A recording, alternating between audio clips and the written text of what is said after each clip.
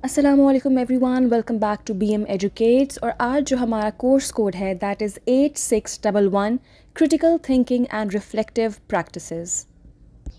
सो पहले हम स्टार्ट करते हैं चैप्टर नंबर 1 से, which is introduction to critical thinking. पहले हम बात करते हैं कि क्रिटिकल थिंकिंग होती क्या है। देखें, जब भी हम बात करते हैं क्रिटिकल की, वर्ड क्रिटिकल वो होता है क्रूशल, ठीक है। एक चीज़ जो कॉम्प्लिकेटेड है या टेंस्ड है या कॉम्प्रिहेंसिव है, एलैबोरेटिव है, वो क्रिटिकल होती है, ठीक है। क्रिटिकल थिंकिंग में हम चीज़ों का एनालिसिस करते हैं, उनको जांचते हैं, ठीक है, डिफरेंट फैक्ट से, डिफरेंट एक्सपेरिमेंट से, डिफरेंट ऑब्जर्वेशन से, ऑर्गुमेंट से, जजमेंट करके, ठीक है। क्रिटिकल थिंकिंग आपके जहन पे वो आपको एक्सपोजर देती है, ठीक है, आपका जहन वसी करती है ताकि आप चीज़ों को एक स्टेप अहेड देख सकें और जान सकें। और अगर हम बात करें कि क्रिटिकल थिंकिंग डेवलप कहाँ से हुआ था, तो उसकी डेवलपमेंट हुई थी विद इन ब्लूम्स टैक्सोनॉमी, ठीक है। ब्लूम्स टैक्सोनॉमी एक स्ट्रक्चर आप कह लें, ठीक है, जो हमें दिया गया था। उसमें क्रिटिकल थिंकिंग की डेवलपमेंट, कि आप सोचते या क्रिटिकल थिंकिंग आपकी डेवलप कैसे होती है विद टाइम, उस पर हमें एक पैरामिड दिया है, ठीक है। सबसे पहले जो हम पैरामिड की बात करें, हमारे पास है नॉलेज, ठीक है। उसके बाद आती है कॉम्प्रिहेंशन, मतलब आपको नॉलेज इन्फॉर्मेशन मिल गई, अब उस नॉलेज को आपने कॉम्प्रिहेंड करना है, मतलब अंडरस्टैंड करना है, समझना है। उसके बाद होती है एप्लीकेशन। एप्लीकेशन मतलब कि आपने इम्प्लीमेंट करना है, ठीक है, शुरू करना है काम। फिर आप करते हो जी एनालिसिस। अच्छा, एप्लीकेशन के बाद एनालिसिस क्या होता है कि जब भी आप कोई काम इम्प्लीमेंट करते हैं उसके बाद आप फिर क्या करते हैं, हमेशा एनालिसिस करते हैं चीज़ों का। मतलब आप देखते हैं कि इसमें क्या प्रोज हैं, क्या कॉन्स हैं, क्या हम सही कर रहे हैं या इसमें कुछ चीज़ इम्प्रूव करने वाली है, वो होता है जी एनालिसिस। एनालिसिस के बाद आप करते हो सिंथेसिस। सिंथेसिस का मतलब है कि आप डिफरेंट आइडियाज़ को या डिफरेंट कॉन्सेप्ट्स को कंबाइन करते हैं, मतलब जॉइन करते हैं, ठीक है। अब आपने एनालिसिस के बाद जो आपके डिफरेंट आइडियाज़ आए, आपने उन सबको जॉइन किया, मतलब सिंथेसिस कर लिया। एंड पे है जी एवेल्यूएशन, कि जब आपने सारा डाटा कंबाइन कर लिया उसके बाद आप उसको एवेल्यूएट करेंगे, उसको सही तरीके से जांचेंगे, टेस्ट करेंगे कि क्या वो आपके ऑब्जेक्टिव्स के अकॉर्डिंग था कि नहीं। अच्छा, एक जो इम्पॉर्टेंट क्वेश्चन भी होता है कि teacher as a critical thinker, what do you think about this, कि एक टीचर जो है, एक एजुकेटर है, वो क्रिटिकल थिंकर कैसे हो सकती है, ठीक है। मैं जनरली अब आपको ये चीज़ एक्सप्लेन करूँगी। अगर टीचर एक क्रिटिकल थिंकर है, दैट मीन्स कि वो जो उसकी एक्टिविटीज़ हैं, रिसोर्सेज हैं, या जिन मीडियम्स के थ्रू वो बच्चों को पढ़ा रही है वो टिपिकल नहीं है, ठीक है। वो उसकी जो सोच है, she is thinking out of the box, ठीक है। मतलब जो उसको कंटेंट स्कूल ने या इंस्टीट्यूट ने प्रोवाइड किया है, उसके अलावा वो अपनी तरफ से भी बच्चों पे एफर्ट्स कर रही है, ठीक है। अपनी भी सोर्सेज जो है वो शामिल कर रही है, अपने आइडियाज़ भी डाल रही है प्रेजेंटेशन में या ड्यूरिंग लेक्चर।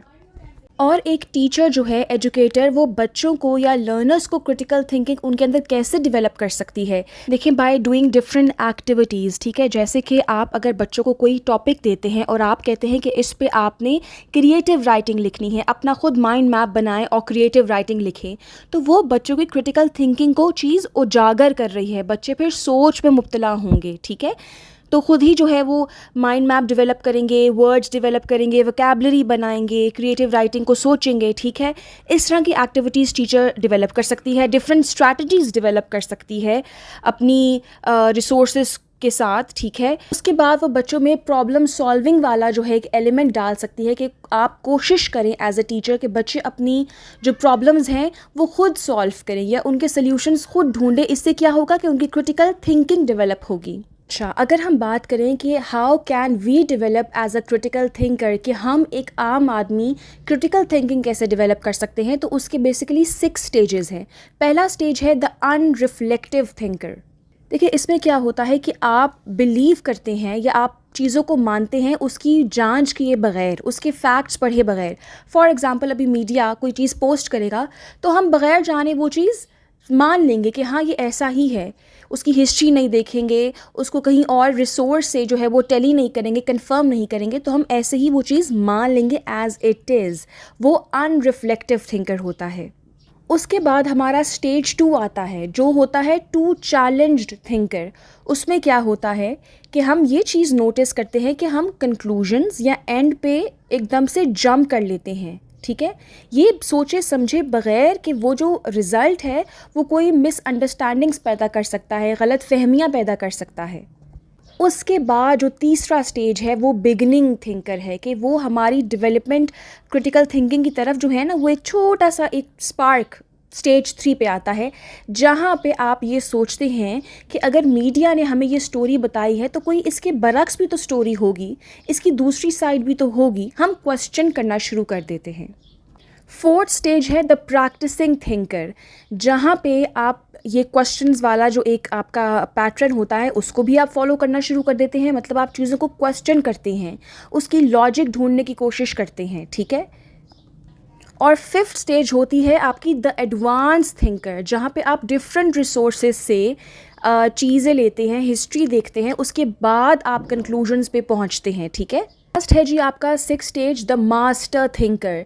अब मास्टर थिंकर कहाँ पे है? जहाँ पे आपकी क्रिटिकल थिंकिंग बिल्कुल डेवलप हो चुकी है, आप वसी जहन के साथ फैक्ट्स और फिगर्स के साथ बात करते हैं, क्लैरिटी और ऑथेंटिसिटी, मतलब आपकी बात में क्लैरिटी होती है और सच्चाई होती है, ठीक है। और आप एज अ लीडर लोगों के लिए जो है वो एक इंस्पिरेशन होते हैं, कि एज अ लीडर आप लोगों को गाइड भी कर सकते हैं।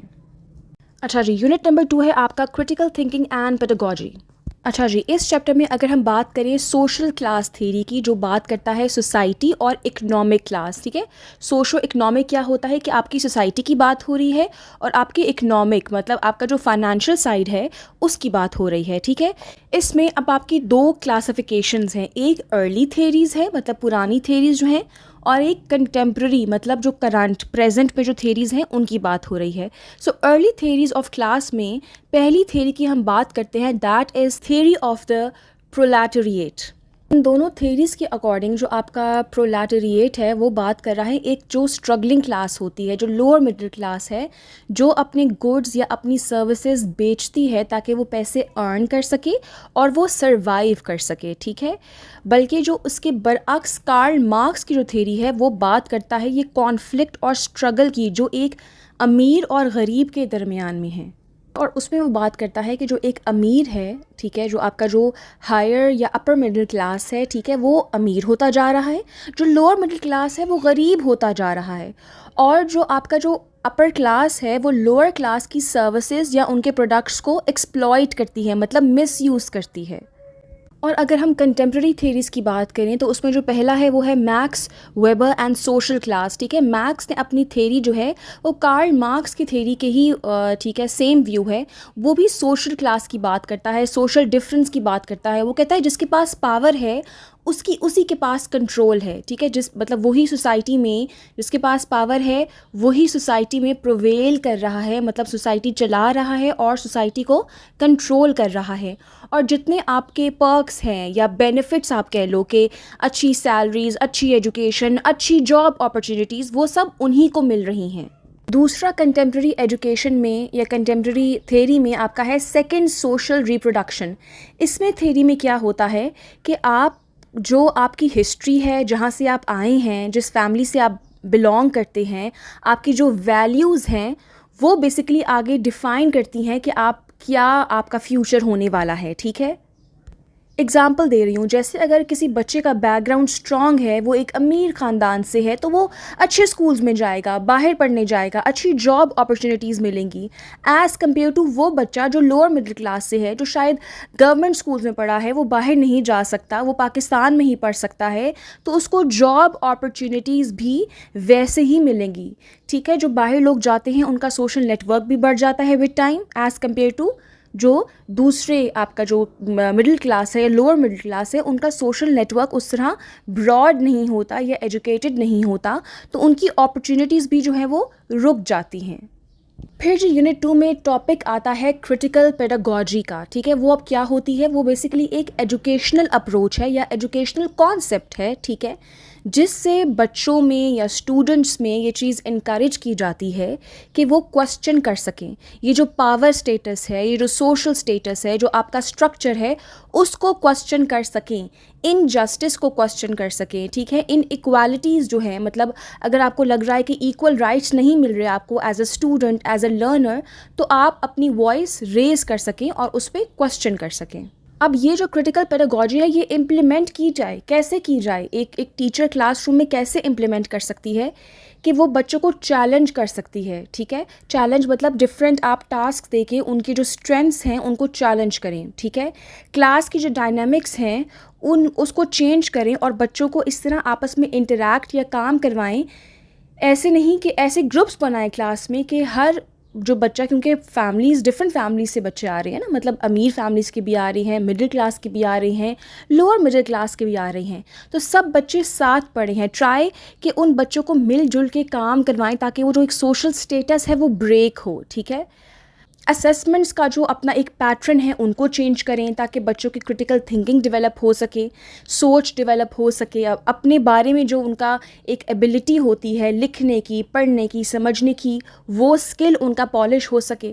और एक्टिविज़म जो है बच्चों के अंदर की, उनको प्रेजेंटेशंस या असेंबली प्रेजेंटेशंस के थ्रू आप ऐसे टॉपिक्स दें ताकि वो बोलें और आप शुरू से ही बच्चों को एज अ लर्नर भी, या इवन अगर वो लर्नर्स नहीं भी हैं घर में भी, अगर आप बच्चों को ये चीज़ इनकरेज करेंगे तो आगे जाके they would be able to question और वो लोगों को अपनी इनजस्टिस या इनइक्वालिटीज़ के बारे में कन्वे कर सकते हैं ईजीली। अच्छा जी, उसके बाद हम बात करते हैं यूनिट 3 की, which is about teaching strategies to promote critical thinking, ठीक है। अब इस टॉपिक में या इस यूनिट में जो एक इम्पॉर्टेंट टॉपिक है वो हम बात करते हैं about cooperative teaching and learning strategies. Cooperative learning क्या होती है? देखिए, कोऑपरेटिव निकला है कोलैबोरेशन या टीम वर्क से, ठीक है, कि बच्चों को आप ये सिखाएं कि उन्होंने मिलजुल के काम करना है, ठीक है, ताकि वो अपने गोल्स, अपने टारगेट्स जो हैं वो एफिशिएंटली और इफ़ेक्टिवली अचीव कर लें, ठीक है। मतलब देखिए, अगर मिलजुल के आप काम करते हैं एक ही प्रोजेक्ट पे या एक ही गोल पे, तो आपको आपका रिज़ल्ट बहुत जल्दी और बहुत अच्छे से मिल जाता है। सो बेसिकली कोऑपरेटिव लर्निंग का पर्पस क्या हुआ कि आप एक्टिव लर्निंग कर सकें पैसिव लर्निंग की बजाय, ठीक है। बच्चों को आपस में हेल्प का जो और सपोर्ट का एक जो कॉन्सेप्ट है वो समझाया जाए, ठीक है। इंटरेक्शन, कम्युनिकेशन सिखाई जाए कि एक बच्चे ने दूसरे बच्चे से कैसे बात करनी है, कैसे डिस्कशन करनी है, और इन सारे बच्चों की जो ग्रुप्स में काम कर रहे हैं उनकी क्रिटिकल थिंकिंग इम्प्रूव की जाए या डेवलप की जाए। और इसी कोऑपरेटिव लर्निंग के मॉडल्स कौन कौन से हैं? पहला मॉडल है द जिक्सॉ मॉडल।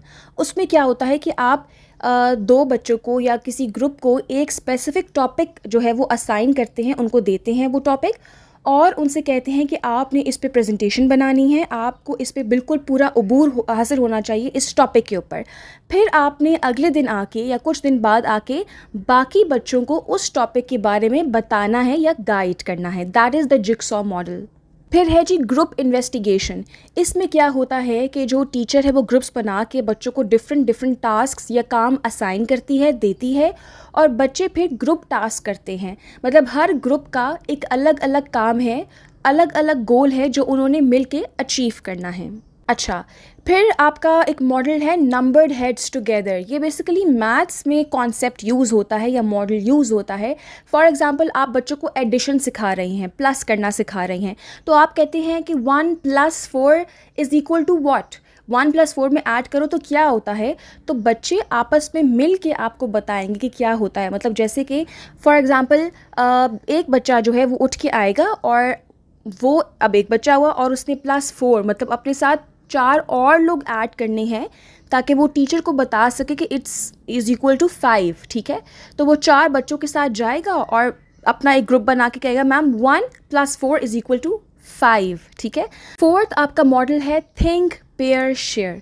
मतलब आपने कोई क्वेश्चन पूछा है, ठीक है, और एक बच्चा किसी के साथ अपने आप को पेयर करता है, ठीक है, और फिर मिल के उसका रिस्पॉन्स या आंसर देता है टीचर को।